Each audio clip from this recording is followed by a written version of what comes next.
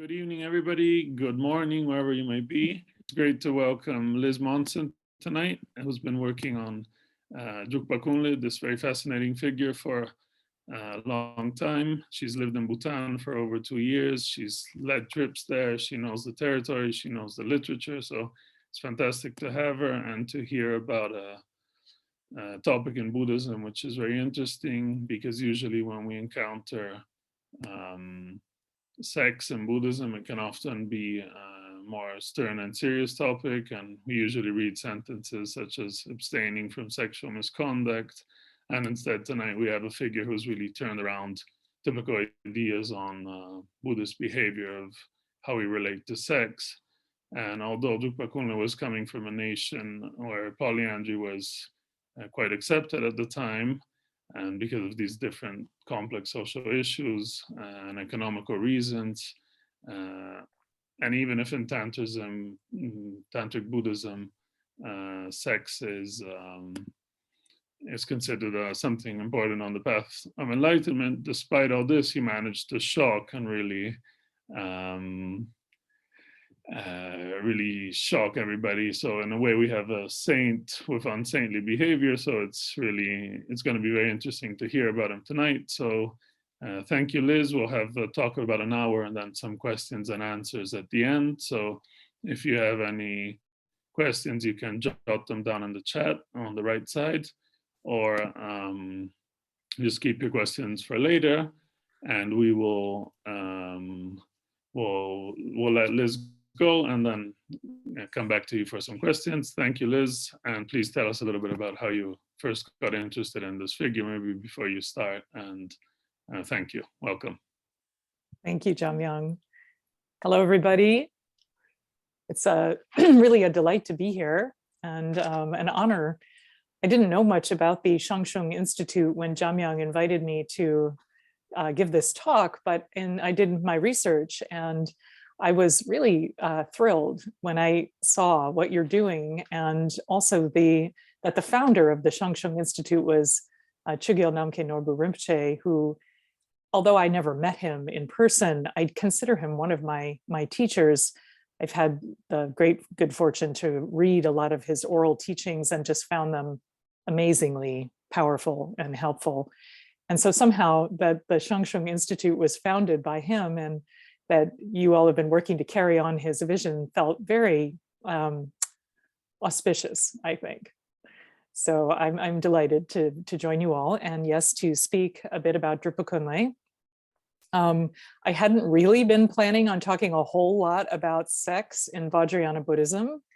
We could get there maybe in the Q&A, but I actually think that Drukpa Kunley is about much more than antinomian or outrageous activities, that there's quite a bit more to this saint than the oral popular tales would have us understand. So I'm just going to start with a little bit of background on my own interest in this saint and how I worked on him and what I've been doing. I'm also going to show you some images at a certain point, just because it's fun and more interesting than listening to somebody just talk the whole time. So I'll get to that partway through here. Jamyang invited me after, I think, seeing something about this book, my book that has just come out. It's called Tales of a Mad Yogi, The Life and Wild Wisdom of Drukpa Kunley. And I guess I'll just start by saying that this book is the product of many years of research and work. I never quite imagined it coming into the world in this particular form. I think I thought it would be something much more ultimately, academic and some kind of, rewrite of my dissertation and transformation into a book, which is what you're supposed to do as an academic. I'm not a very good academic. I'm not really even an academic anymore. But what was interesting about this book for me was that I had been asked by the publishing company to write a biography of Drukpa Kunley, and they wanted that biography to fit into a particular format that was being, there was one professor who was initiating a series called Lives of the Masters, and they wanted this book to be part of that series. but the series had very specific qualifications for what the biography had to look like. And when I thought about Drukpa Kunley's writing and his biography, I knew that there was no way that I could recreate something that would fit the parameters of what Shambhala was looking for. So I proposed this different project, basically, that would allow me to have a degree of creative license in creating a narrative frame, or a narrative arc, I think is a better way of saying it, for Drukpa Kunley's life, because we actually don't know much about the trajectory of his life. We know a few small details, but his writings, his own writings, are I'll say a little bit more about this later, but it's a collection of disparate literary texts, none of which have a narrative theme or a narrative thread that runs through them.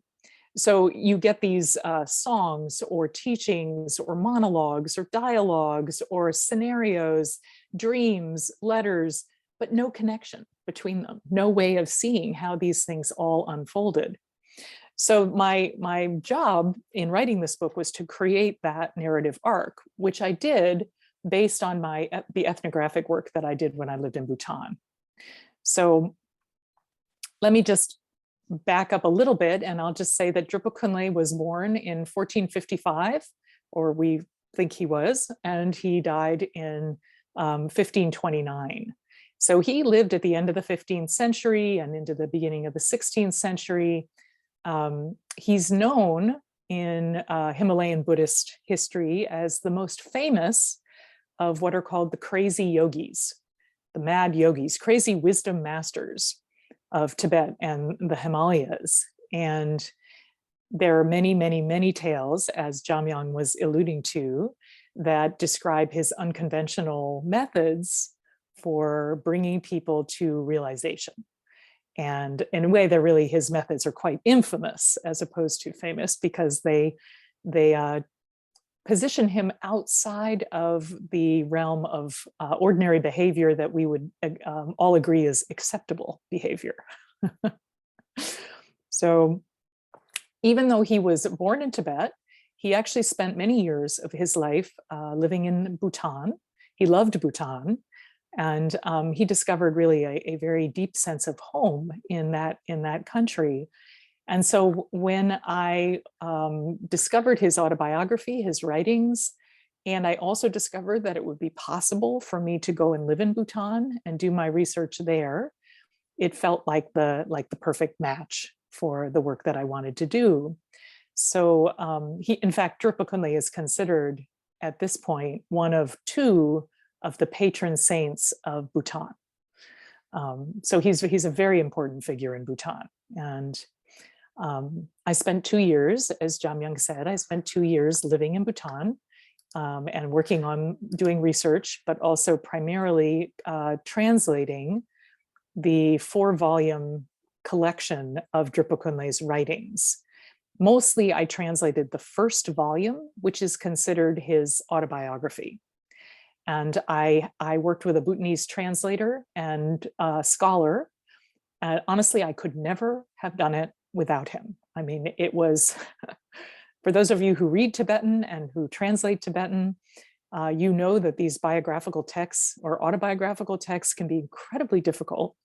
And this one is no exception. In fact, one of the only other translations that we have of this text was done by Rolf Stein from French, and he translated it from Tibetan into French.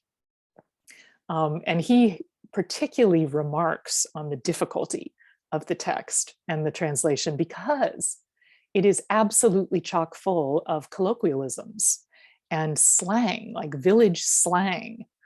And, I could translate the words, but they made no sense to me. I had no idea what was being talked about in certain places. So without my Bhutanese translator companion, it would have been impossible to do this. And Lopan Chorten is his name, Lopan Chorten Sering. He and I published a translation of that autobiography in another book called More Than a Madman, which was published in Thimphu, Bhutan.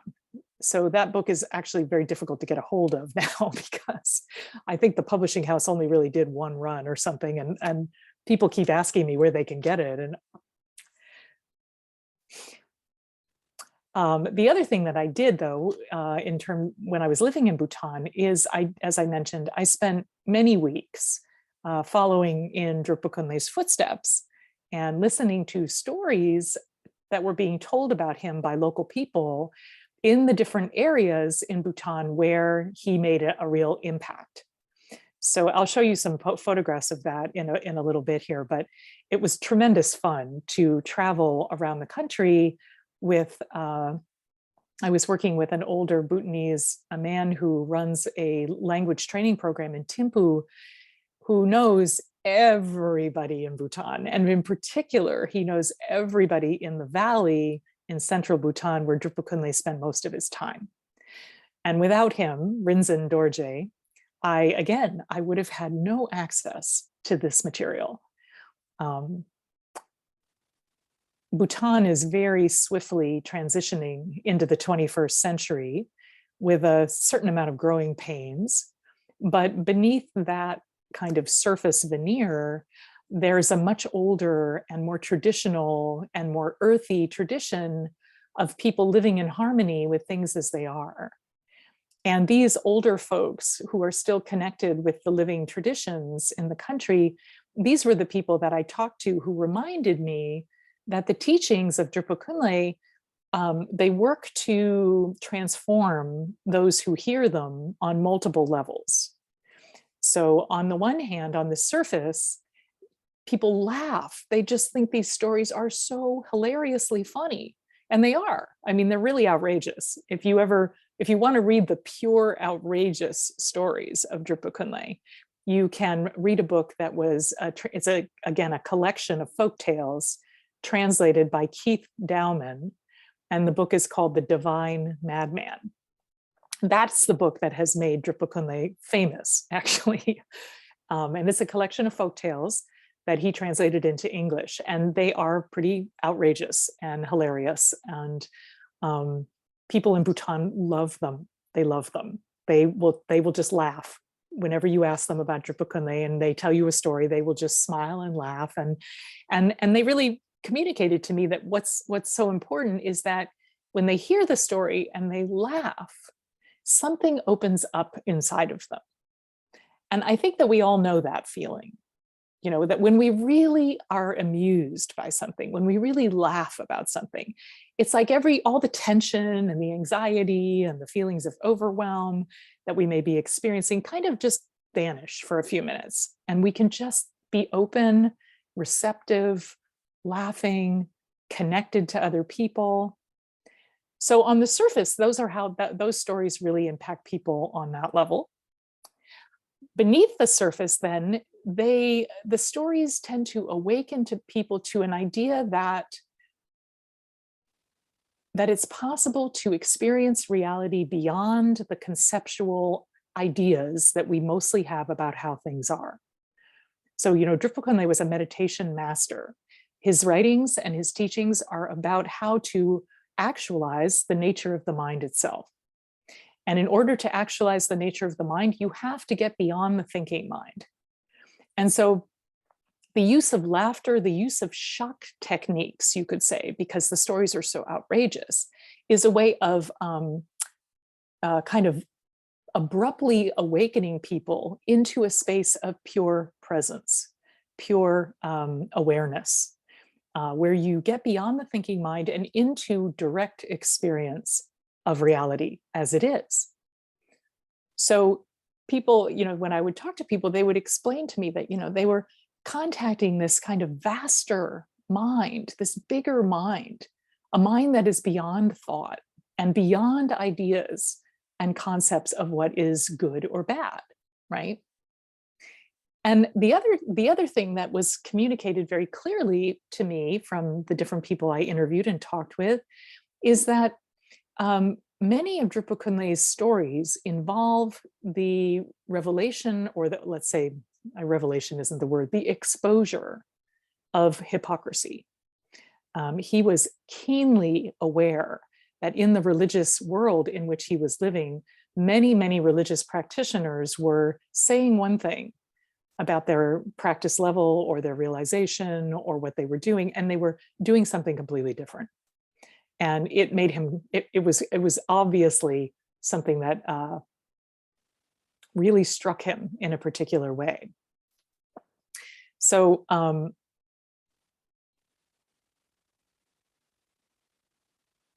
one of, I would say, the greatest benefits for me in working with the local people in Bhutan was that I was able to recognize that the tradition of Drukpa Kunley is still absolutely alive and well today. And the different sites in Bhutan where he spent most of his time that are now available for people to visit are places where, you know, to this day, for example, you can visit the main temple in central Bhutan that Drukpa Kunley was said to have built in the Punakha Valley, called the Chimilakan. And to this day, barren women who are unable to conceive, will go to the temple. And this is not just Bhutanese women. There are articles in the New York Times about this. Women from all over the world who are unable to conceive a child will go to the temple to be blessed by the enormous phallus and the bow and arrows that Drukpa Kunley, they're said to be his bow and arrow and the phallus that he carved himself, which is really rather large. It's quite huge, like 2 feet high, to be blessed by this phallus. And then they sleep on the grounds of the temple, and then discovering in the next few months that they actually have conceived a child. So for what it's worth, that is what the claim is. And many, many women making this claim, and many, for those of you who've been to Bhutan, you maybe have noticed that there are many people, both male and female, men and women, who are named Kinley. Anyone who's named Kinley it's likely that that person's parents conceived them at the Chimilakan in central Bhutan. So one of the questions that I was fascinated with, and I still think work needs to be done on this, is how it is that a Tibetan Buddhist saint becomes a fertility cult figure in the 20th and 21st century. What kinds of transitions and transformations need to take place in order for that phenomena to arise? I think that would be a very interesting project. Okay. Let me just say a few more things about the sources that I was using, because what they reveal is, in a way, two Drukpa Kunleys. Even though Drukpa Kunley is known across the Himalayan Buddhist world as the most famous of the world, you know, the crazy wisdom masters, his name is absent from any of the Tibetan histories that we have access to. He's not mentioned at all. And there are only a smattering of references to him in the biographies of other Tibetan teachers who lived at that time. So this casts into doubt the supposed fact that he even existed, actually, as a real human being. We just don't know. There's no way for us to confirm. We do have this collection of writings by somebody named Drukpa Kunley. That's clear. But we have no other way to verify whether or not this person truly existed. And again, that's a question that for me is an open question, and one that needs further investigation. But the problem there is that it becomes quite difficult to reconstruct the social and the historical, the religious and the literary conditions within which this person, this author, composed these writings in the 15th and 16th century.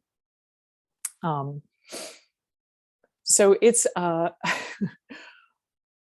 all we have access to then are the folk tales that I described that are in this book by Keith Dowman called The Divine Madman. Actually, they come, of course, they come from another collection of folk tales in Bhutan.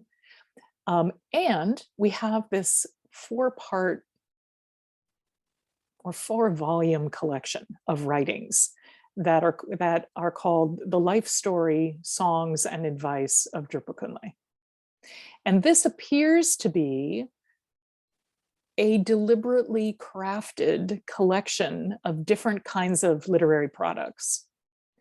So you've got everything from spontaneous songs, gur, to dialogues, descriptions of dialogues between Drukpa Kunley and an interlocutor, somebody who is asking him questions, letters that he wrote, just kind of ruminations. It's almost like he's just thinking out loud and writing it down.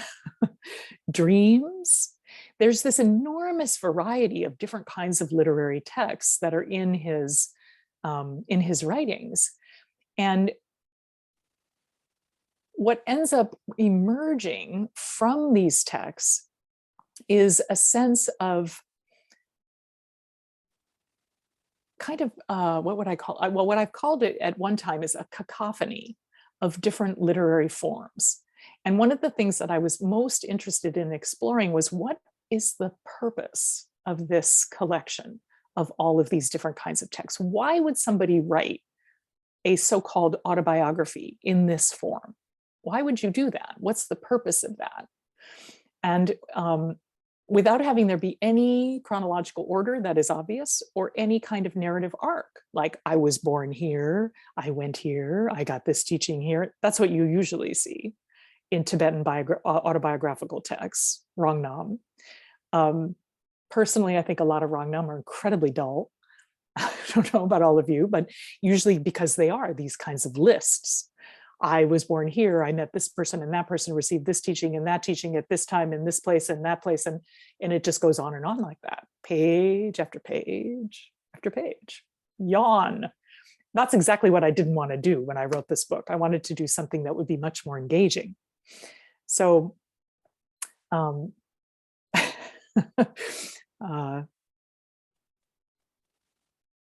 lost my train of thought here. Let me think for a minute.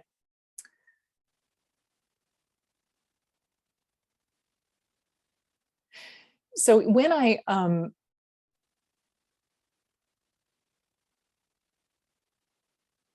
one of the primary themes, unifying themes of this collection of writings is basically pulls out the rug from underneath the vision of Drukpa Kunley as a crazy, drunken, philandering wild man who sleeps with his mother and seduces women on their doorsteps and is drunk and passed out on the floor after the first few hours, right? That's what you see in the oral tales.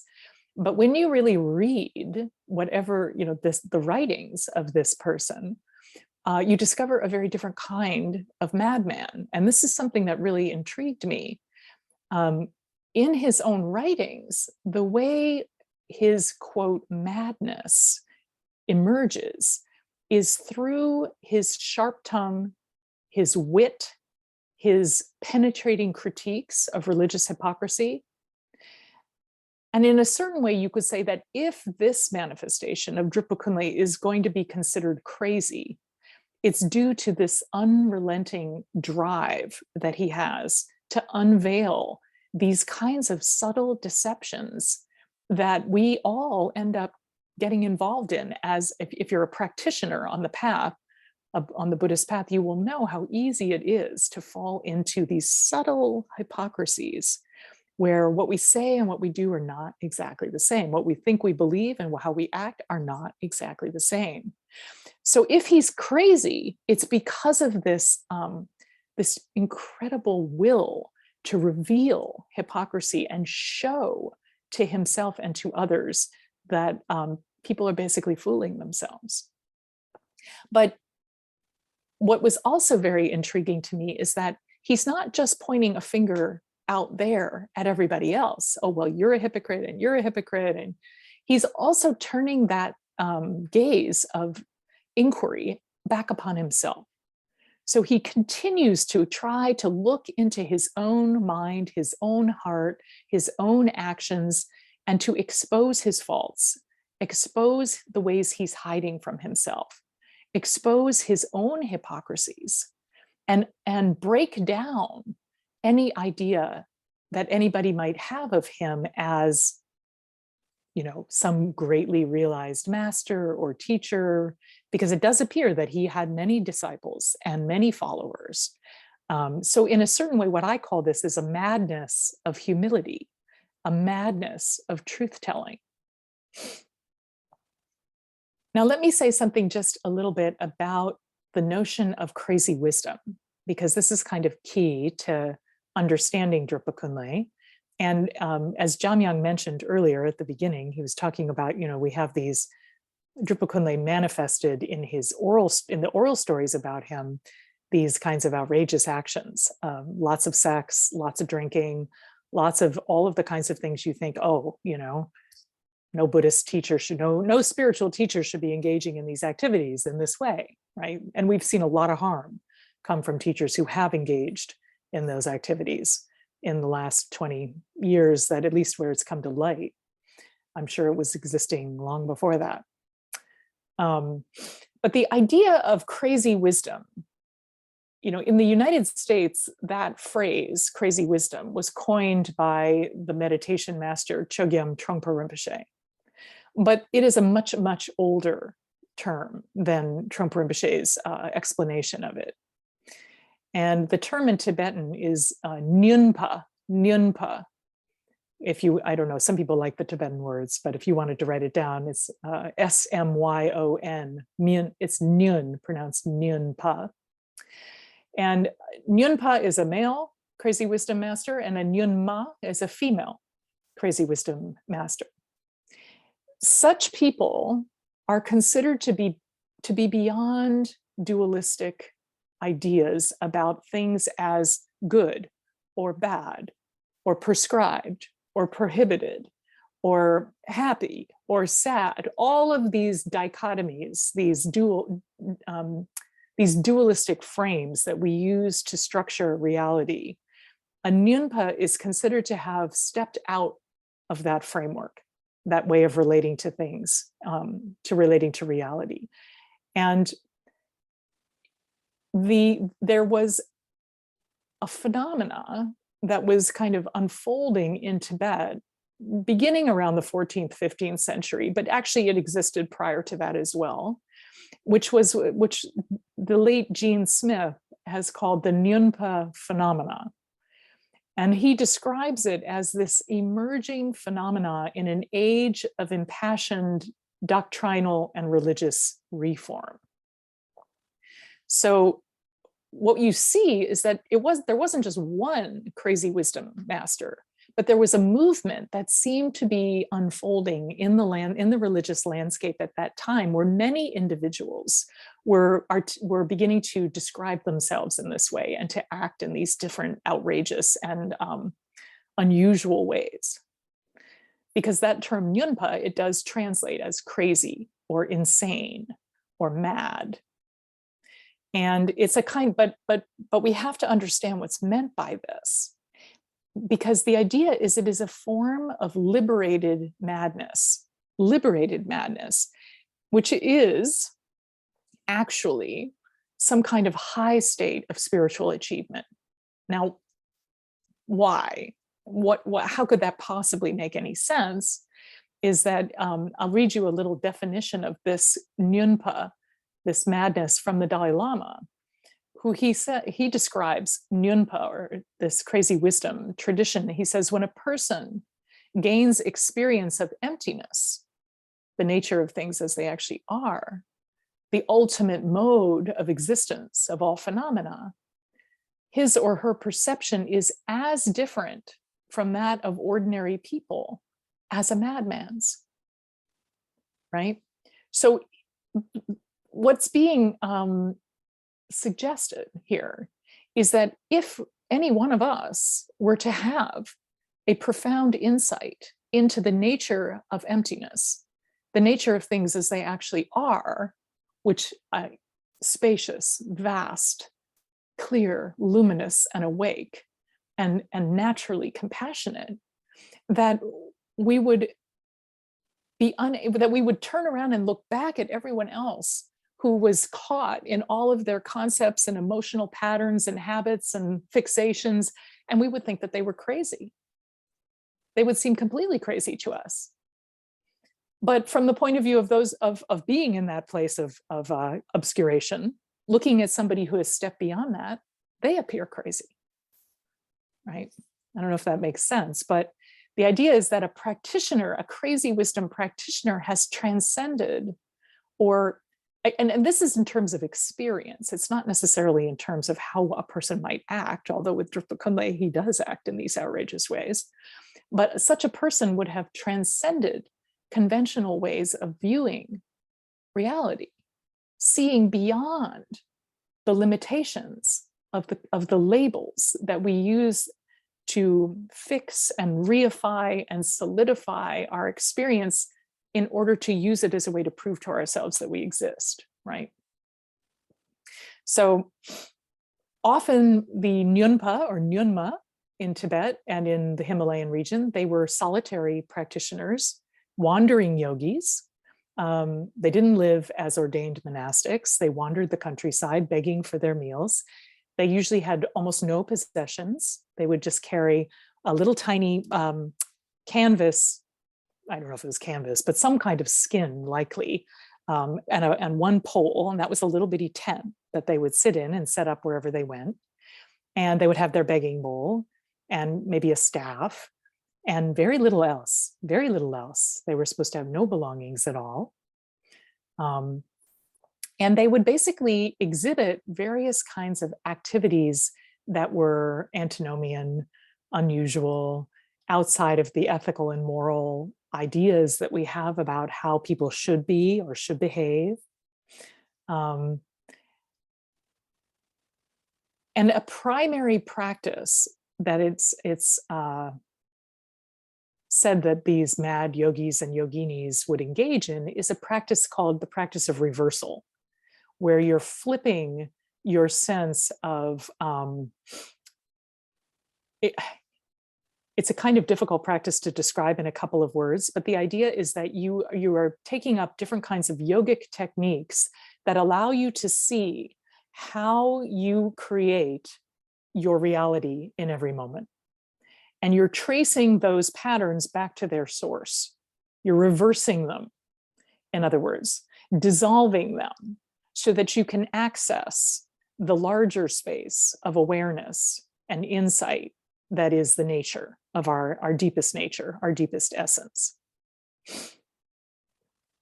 It's also said that this Nyunpa phenomena arose because at that time in Tibet, in particular, different schools of Tibetan Buddhism were beginning to institutionalize, particularly the Gelugpa schools.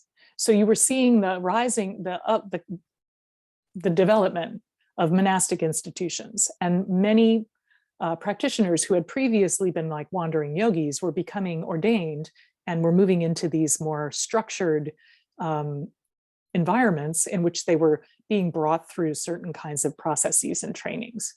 And there was a feeling that the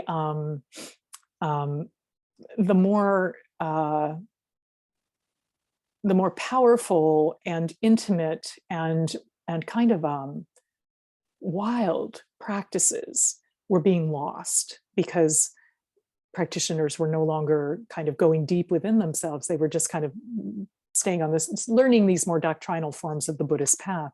So in a way, the Nyunpa were kind of a voice for reform. They were an attempt to return in particular, the Kagyu sect of Tibetan Buddhism, back to its original practices, including things like direct oral transmission between the teacher and the student, or solitary practice in the mountains and caves and in the plains and by the lakes, and the spiritual bond that could be developed between a guru and a student. So it was a way of kind of infusing those schools with religious fervor, rekindling that spirit of the early yogic practices that were being done. And you could say the real symbol that was being followed, or kind of held up, as the what are we doing here was Milarepa, the great yogi Milarepa in the 10th, 11th century. So I want to show you some images here as a way to continue to talk about this, because I just think that will be fun for you to see a little bit of the environment and the places where Drukpa Kunley is still alive and well today, so to speak. And also just to give you a feeling for the, the place and the ways that the ways his energy is still kind of out there, still affecting people. And then I'll just finish up by talking a little bit about Drukpa Kunley has, in my opinion, a unique way of describing enlightenment.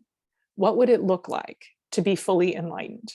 I think he has quite a unique way of describing this. And I want to share that with you before we close for the night. So let me just share my screen here. And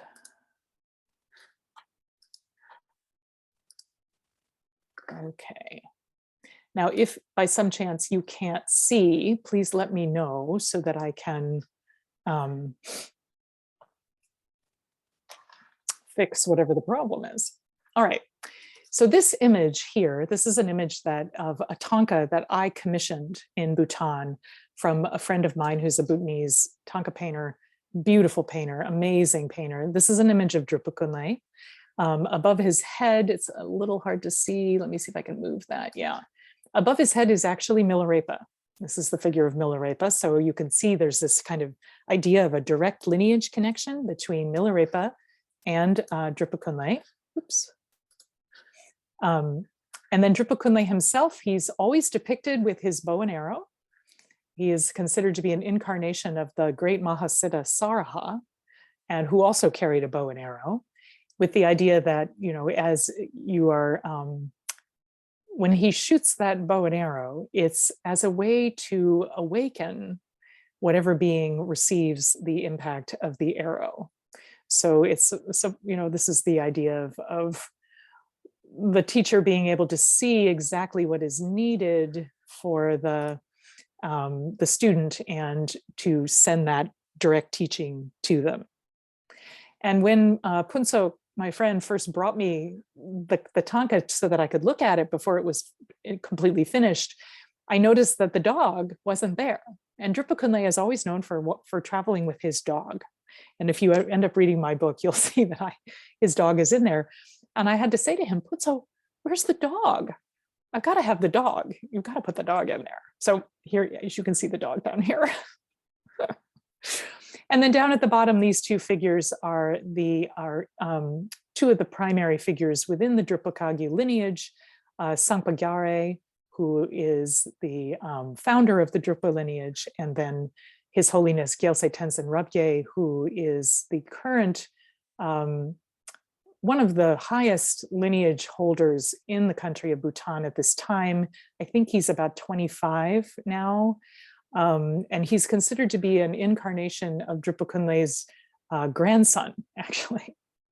And he was extremely kind and helpful to me when I was doing my research in Bhutan. Okay, so if you ever go to Bhutan, one thing you will see is on the sides of many homes, there are these images, phalluses, right? Images of phalluses. All different kinds of images of phalluses.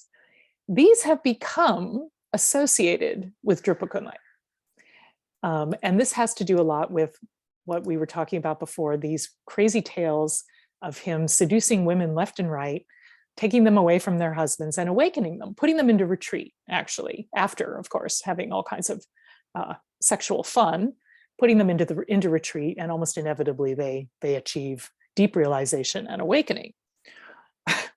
This is a little bit shocking for Westerners when they first come to the country of Bhutan, to be confronted by phallus after phallus, very creative phalluses, I must say. But I just wanted to show you a few images of those. I think they've got one more here, yeah. So these phalluses really help to promote the image of Drukpa Kunley as the kind of wild, philandering, crazy yogi master. This is an image of Tango Monastery, a photo of a monastery in the Thimphu Valley in Bhutan called Tango Monastery. And this monastery was, it's really a monastic school, but it houses a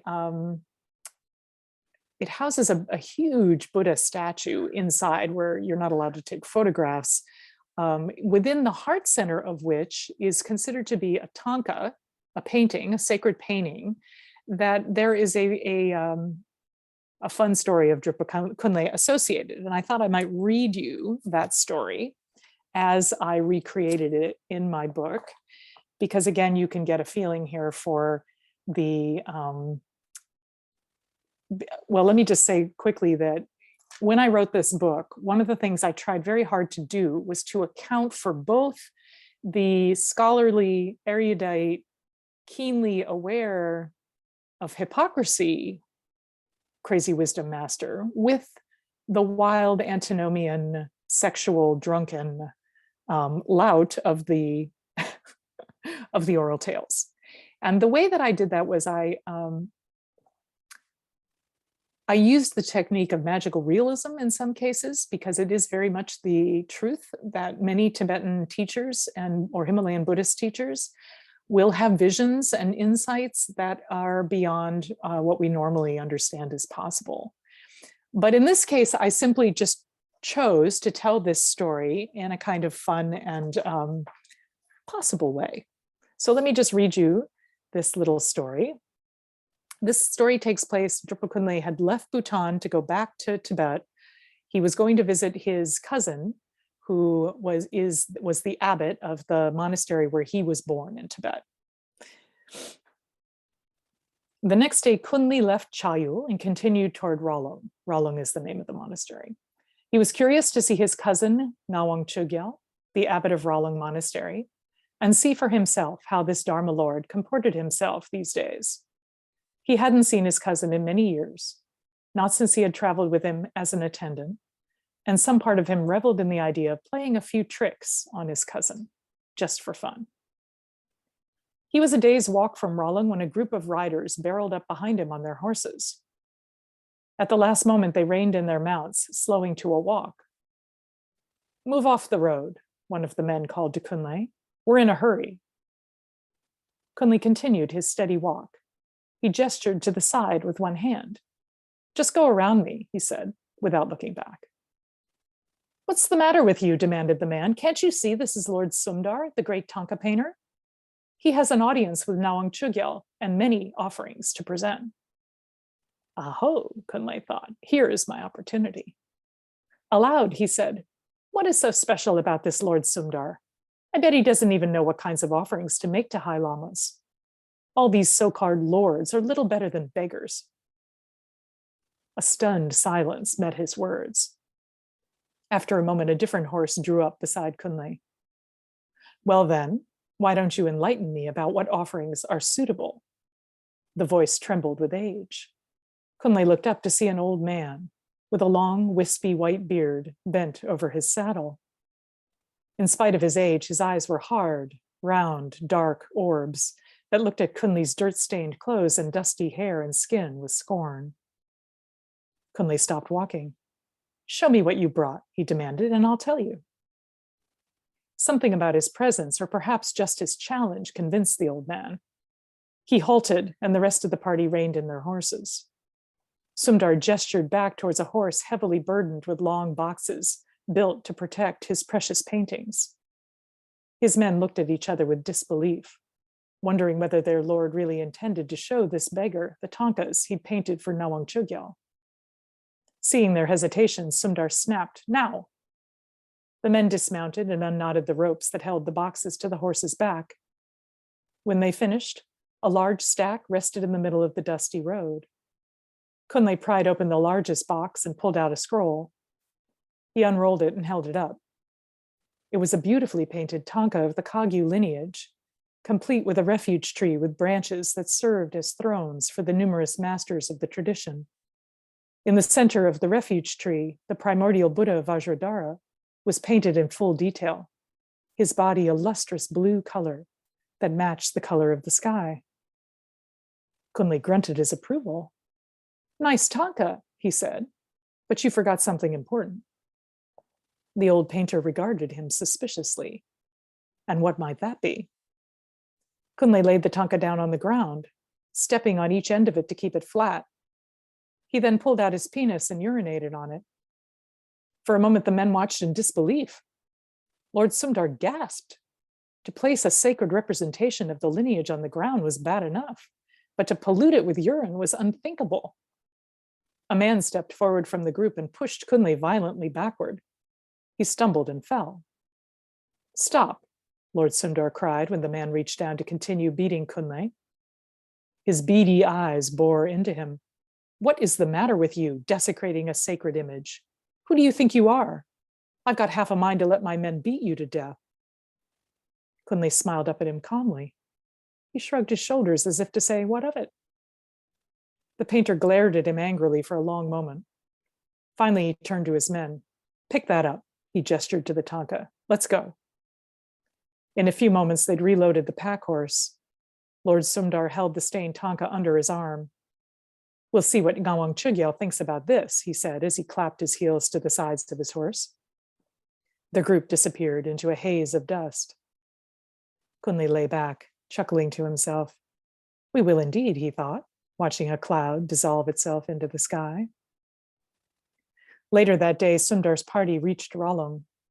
When they were shown in to see Ngawang Chugyal, they laid out the array of paintings they brought.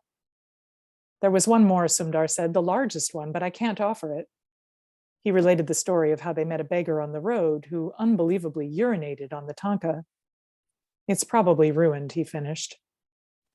Ngawang Chugyal, a spare, upright man in his late 40s with long, elegant fingers, was intrigued. "Show me," he said, extending his hand. Reluctantly, Sundar passed him the painting. Ngawang Chugyal unrolled it.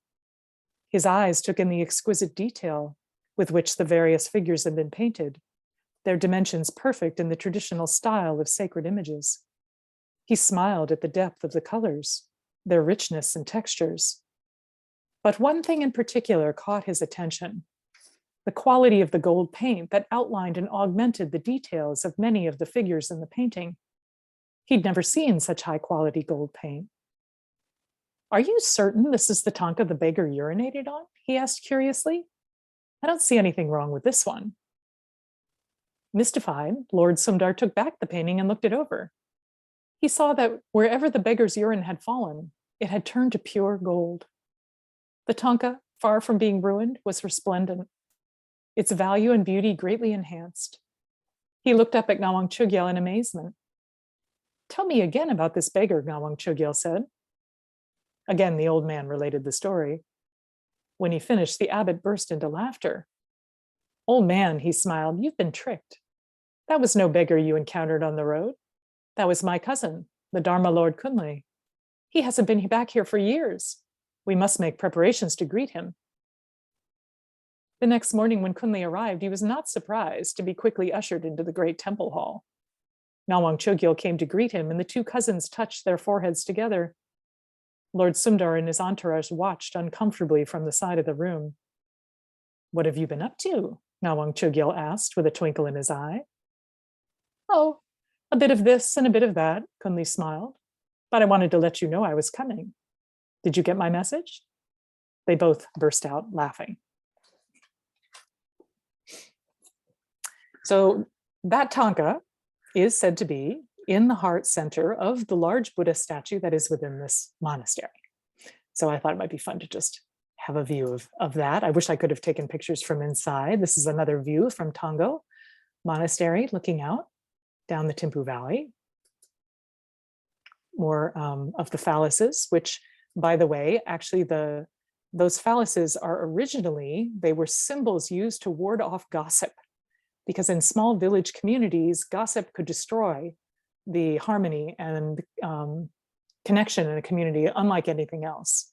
So originally those images were painted on homes and suspended over the rafters and the sides of, I mean, not on this building, but you can see in many buildings, the carved images of phalluses meant to ward off gossip.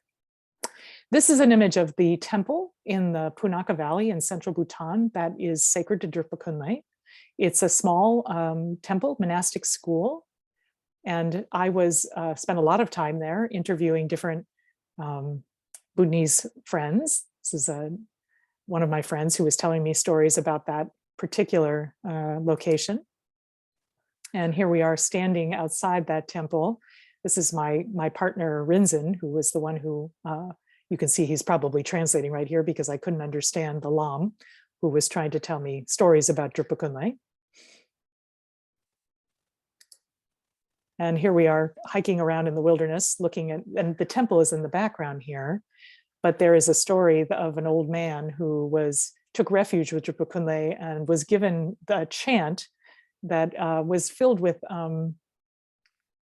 inappropriate language. But by chanting that refuge prayer over and over again, the old man achieved realization. And there's a little stupa where we're standing here that has been erected to commemorate his realization. Another view of the temple, the Chimilakam. This is another view of a different temple where the old man lived. It was built around his house and where he achieved his realization. I love this picture because this is what it was like trying to do ethnographic work in Bhutan. You can see my partner here is pointing one direction and our friend over here is pointing a different direction, and they're both trying to tell me something about some aspect of Drukpa Kunley's life. There's a lot like that. Now setting off across Bhutan to another area where Drukpa Kunley was well known and had engaged in various activities. This area here, this is known as Aja Ne. It's a sacred pilgrimage site in Bhutan, usually not accessible to Westerners. I was really fortunate to be able to go here. And there is a wonderful story of Drukpa Kunley coming here, hunting a deer, and after killing the deer and liberating its wisdom mind, he then took the fat of the deer and smeared it over the rocks and transformed the area into a Zangtro Pelri, which is a sacred land of Guru Rinpoche. Aja Ne is also said to be the place where Guru Rinpoche, who was the second Buddha, really, in Tibet, meditated for many months, and then with his consort Yeshe Sogyal, and then flew from this area. Here's Guru Rinpoche, image of Guru Rinpoche, at Aja Ne in the temple there, flew with his consort to Taksan here in the western part of Bhutan, where Guru Rinpoche then meditated for many years in a cave in here. Actually, I think it was around the other side, but in any event, Drukpa Kunley also went here and spent a lot of time and meditated here as he was traveling through Bhutan at different times. This is where when he first left Tibet, Drukpa Kunley shot an arrow from the country of Tibet. It's said that the arrow arced through the sky over the Himalayas down into the country of Bhutan and embedded itself into a ladder that was suspended outside this house. So the ladder used to climb up into the house. And the house still stands. The ladder is still there, although it is inside, and I'll show you a picture of that. This is a picture of that same house on a mural inside the temple there, with Drukpa Kunley having stolen away the wife of the owner of the home.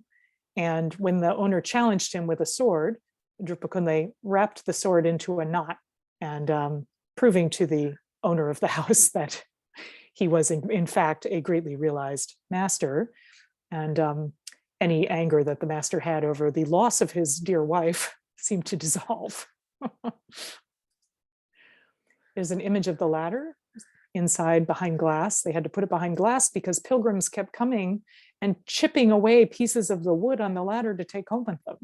So now it's behind glass. You can sort of see one of those old wooden ladders with slots cut into it to get up into the house.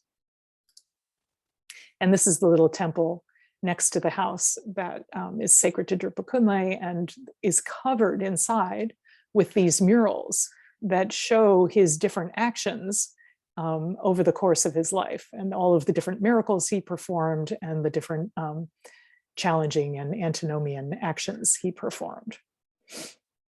And I was fortunate to be able to photograph most of that. They allowed me to do that.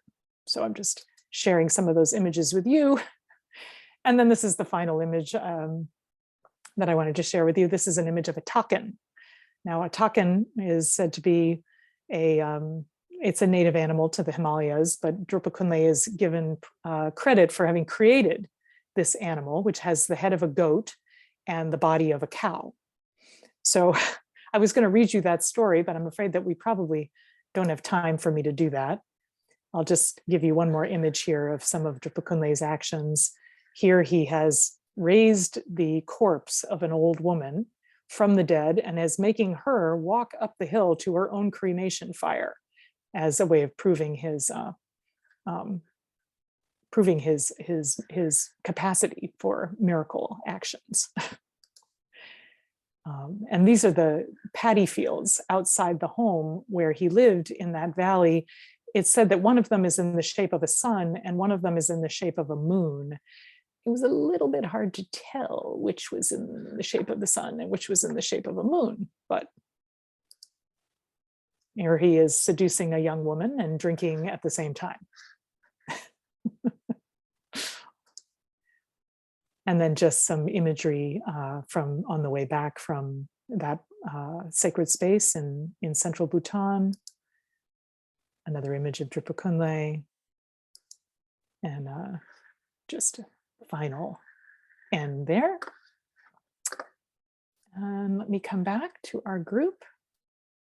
Okay, so I think I should probably stop talking and see if anyone has questions or comments, any thoughts you might like to share. I know it's much later for many of you, anyone who's in Britain anyway, it's much later.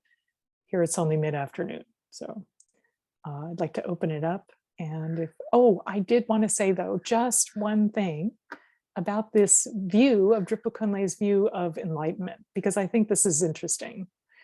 Let me just say quickly that one of the ways that Drukpa Kunley describes realization, and it comes through his writing very clearly, is that you see that he is a lot more than a crazy madman. He really was a lot more than that. He was crazy not only in a particular way, but he was also deeply realized, highly educated in some ways. I mean, he wasn't a scholar, but he had deep realization and insight, and he was a startlingly honest human being. So his perspective on realization has to do with what it means to reveal the truth of the depth of the ways that we try to deceive ourselves, the ways that we hide behind ego's machinations. And for Drukpa Kunley, at least from as far as my capacity to understand his writing, his notion of liberation is the understanding and the acceptance of this truth that we do hide, that we do deceive ourselves, that we do deceive others, that accepting and recognizing this truth inside of ourselves is a necessary ingredient for becoming a truly ethical or liberated person. In other words, you could say that an ethical person from Drukpa Kunley's perspective is a person who has developed an uncompromising intention to examine, uncover, and reveal to themselves and others the layers of their own self-deception and hypocrisy, so that ethical action then is understood primarily as an activity, but also as an intent to truthfulness that a person performs upon themselves. It's a practice. It's a way of understanding oneself. And the narrator, the Drukpa Kunley narrator in the writings that I translated, he is completely uncompromising in his exposure of self-deception and hypocrisy in himself and in others.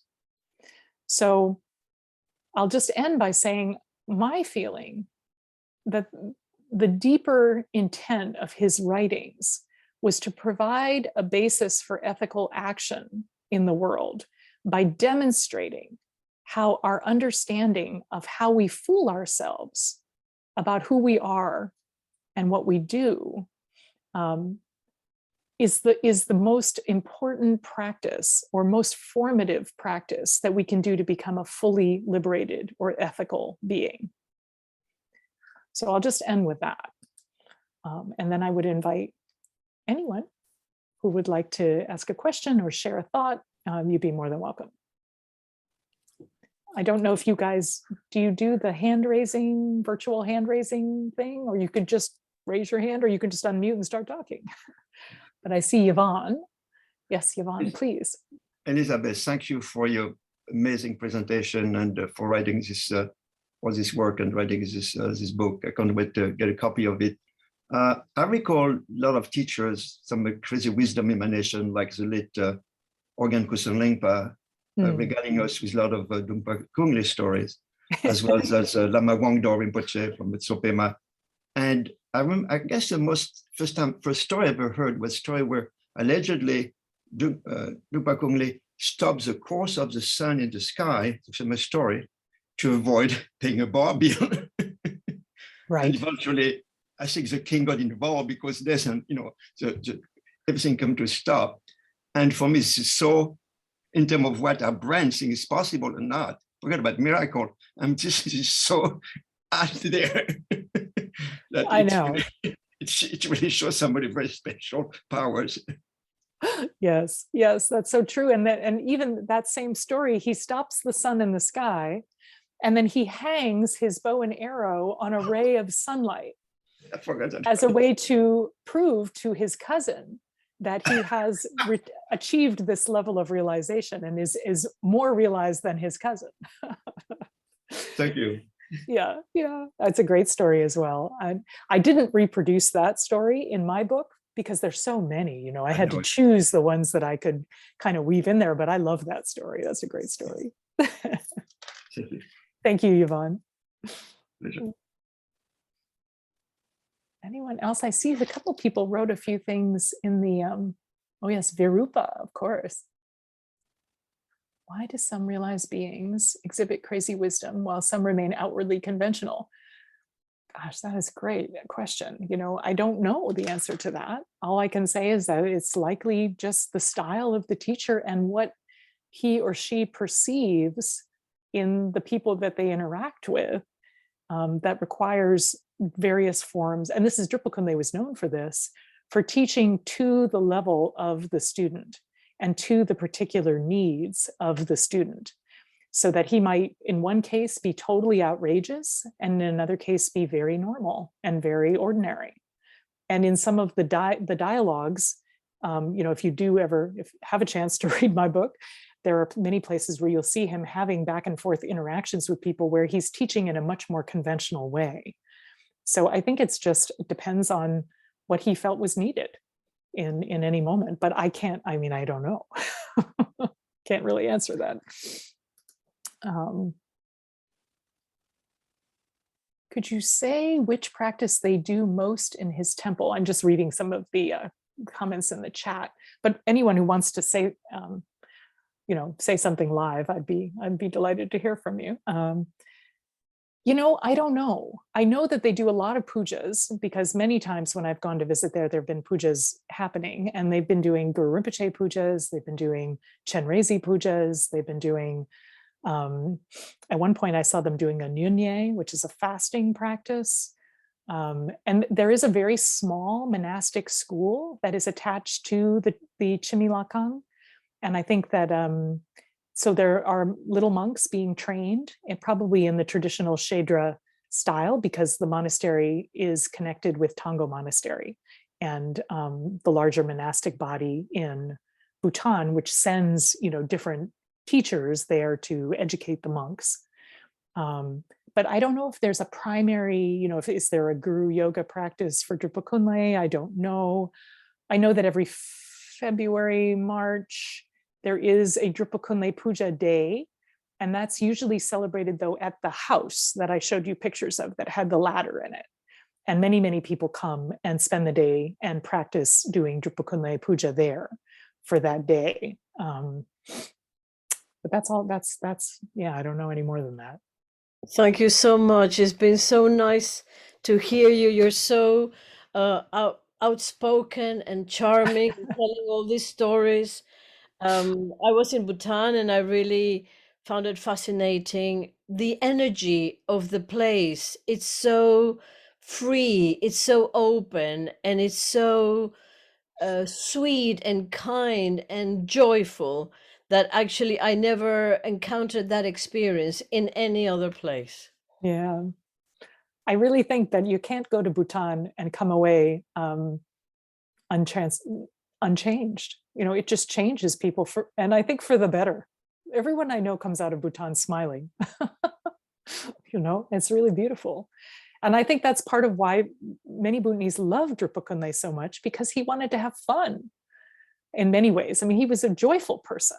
And that was one of the main themes, actually, that I traced when I was doing my dissertation work. I was tracing the theme of joy through his writings. And it's too much to get into here, but there was very much that energy of delight and joy and fun everywhere I went. Anybody Elizabeth, else? Yeah. Elizabeth, Yes. I believe in the contemporary Tibetan teachers, among all, Chogyam Trungpa definitively shows really strong resonance and in some of his behavior, especially when I first heard the story of how he managed to download, I mean, to manifest sadhana of Mahmudra in the Tiger's Cave. I believe he brought with him a sizable quantity of whiskey. Yes, I've heard that story too. And for me, that I can't help whenever I remember this story to bring these two together. Yeah. Oh, yes. Well, you know, Chogyam Trungpa Rinpoche really blew open, I think, the religious landscape of not only the Tibetan and Himalayan Buddhist world by coming to the West, but also the United States. And, you know, he's a very controversial figure for many, many people. And yet his teachings are brilliant. They're absolutely brilliant. And some of the most creative, skillful means I have ever seen for transmitting the Dharma came from him. I mean, truly. And yet, at the same time, the main issue, I think, at stake when we start looking into this, the actions of crazy wisdom, are whether or not they cause harm. And there are people who would say that they actually, you know, I know of only one or two people who claim to feel harmed by Chogyam Trungpa's actions.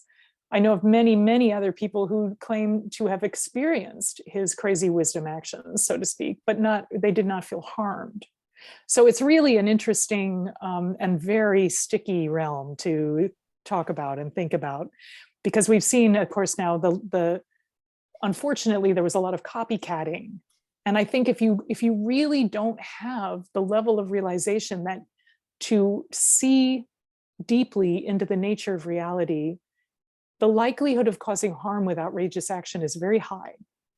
But if you can have some real deep perception, if a being, a teacher, can have that kind of insight, perhaps it is the results of the actions that we need to pay attention to in terms of whether they caused harm or benefit.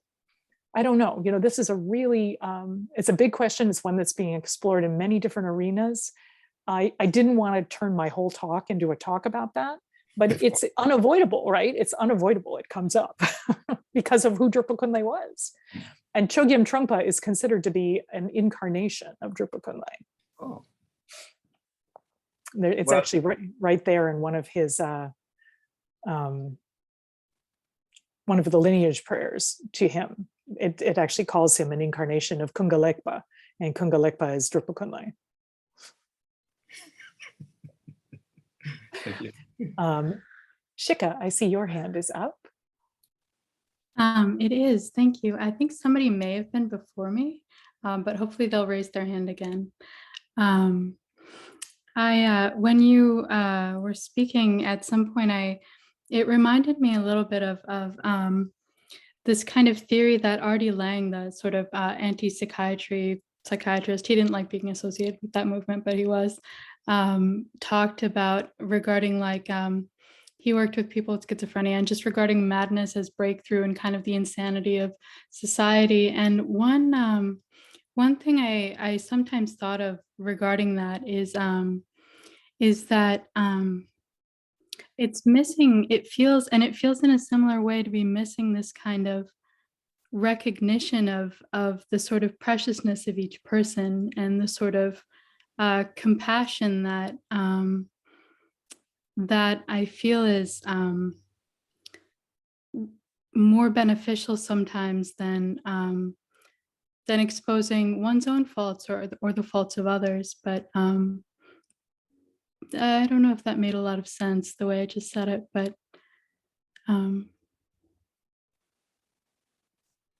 anyway. I'm just not sure if you had a question there or.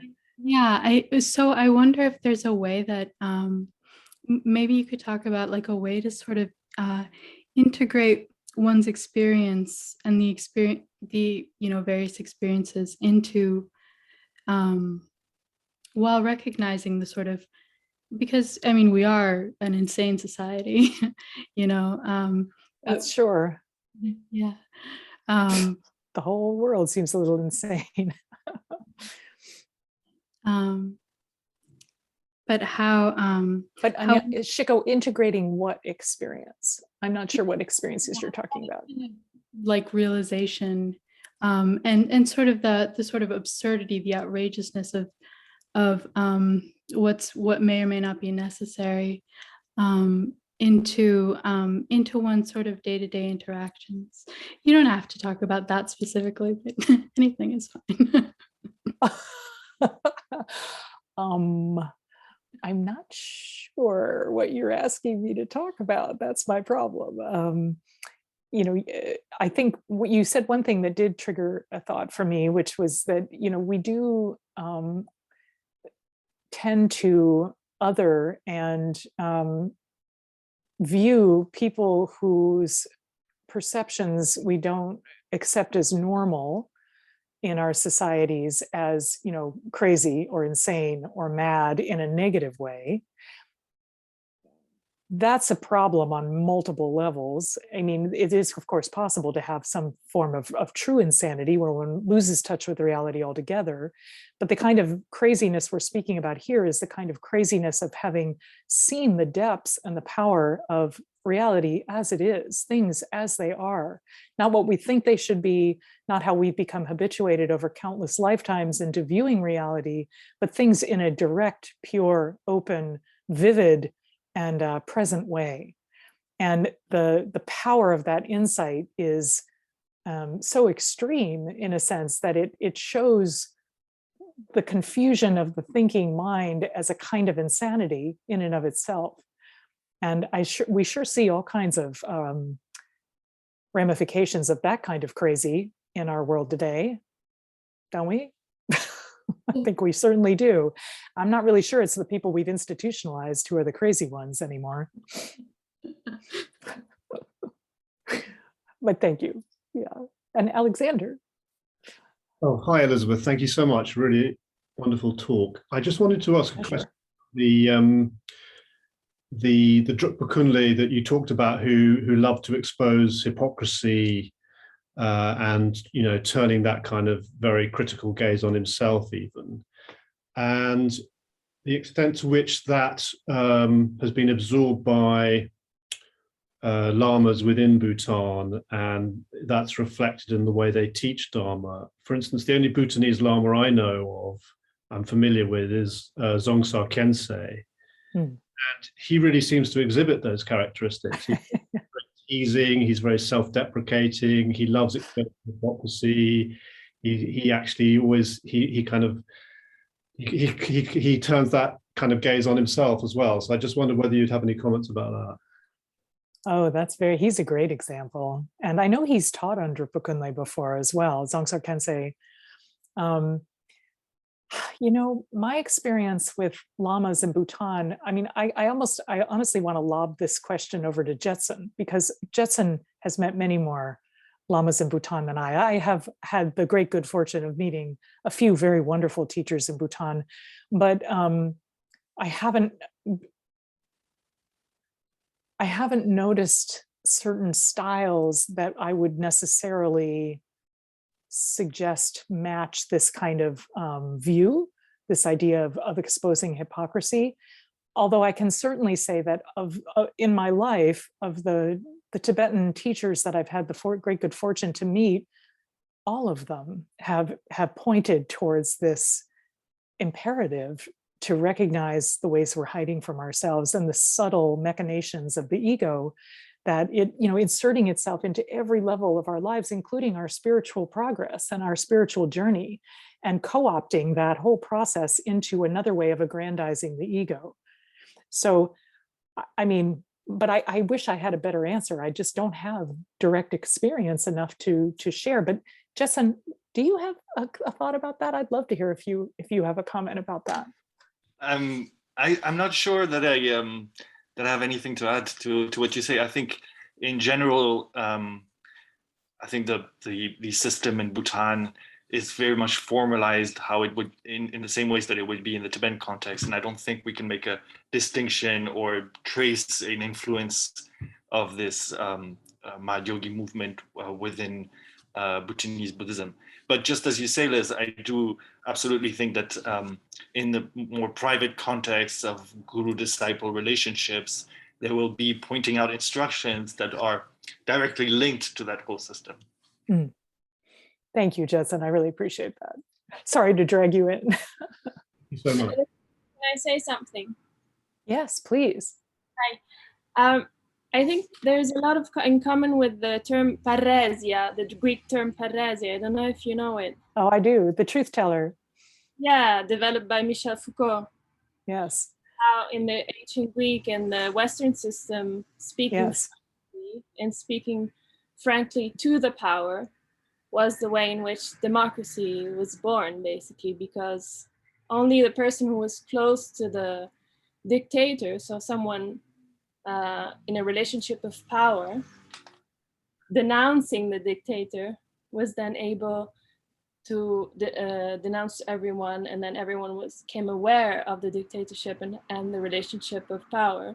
And so that's how basically all the free speech began, with an act of like shameless truth speaking. Yes, I'm very familiar with that term. In fact, I use a lot of that language and that way of understanding what Drukpa Kunley was doing in my dissertation when I was finishing my doctoral degree. I found that image of my pronunciation is absolutely terrible. Yeah, I think you said it correctly, but the parasesiastes, I can never say it, but the truth teller, the moral truth teller, as a really profound image to help understand what Drukpa Kunley was doing. So thank you for bringing that up. I think it's very true. And somebody had written in here, Nancy and Blaine, if I could move off to the side and not sit in front of the Buddha. So here's Tara. This is Tara. It's a virtual background. It's not my real background. However, when I teach at Wonderwell Mountain Refuge, which is our meditation retreat center, I do sit in front of Tara, as do all of our teachers. So it's not meant in any way as some kind of gesture of disrespect to Tara. Tara is my dear Yidam deity, but I think of her as kind of infusing me with her beautiful, compassionate, loving energy. So she's in no way being disrespected, at least not by me.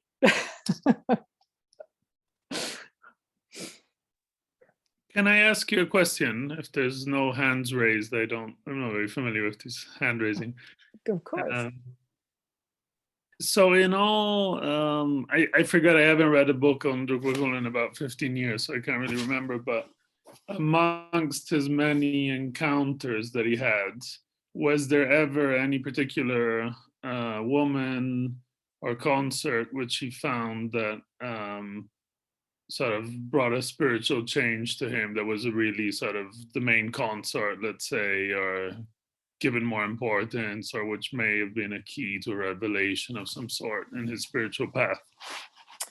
I think so. It's a little hard to tell because there were a lot, but it seems to be the case that the woman who was married and lived in the home where he shot the arrow into the ladder when he first came into Tibet, she seems to have been a steady girlfriend, shall we say, that he came back to over and over again, and in fact that he had a child with. And that child then went on to establish the lineage in Bhutan of direct connection to Drukpa Kunley. And as far as some of the different not monastic but religious lineages in Bhutan go, she was considered to be kind of the mother of the Drukpa Kunley lineage in Bhutan. So I would say that she's probably the most significant girlfriend, but there were others. And in particular, the women that he put into retreat, who would be in retreat for 3, 6, 9 years. And the stories will return to him visiting them again. And they will then give him teachings when he comes back to see them. So I think that's basically there isn't enough detail in the actual texts to help us know any more than that. Okay, thank you. You're welcome. So how about Drukpa Kunley's dog? Was he significant, do you think, or was he just a bit of fun? I think the dog is significant. I do. I like the dog. I gave the dog a name in my book, actually.